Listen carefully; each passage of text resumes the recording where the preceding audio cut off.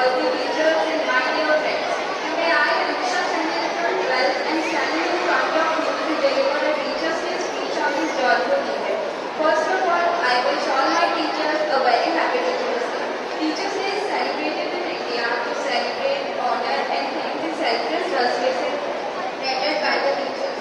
On this special occasion, students incorporate their ideas and plan events to show gratefulness to their teachers. The place of the teacher in a student's life is of higher significance as they are considered next to our parents. They strive hard to uplift each and every student so they achieve greater heights in their life. They shape not only the minds of the students but also the future and career so that they come out with flying colors.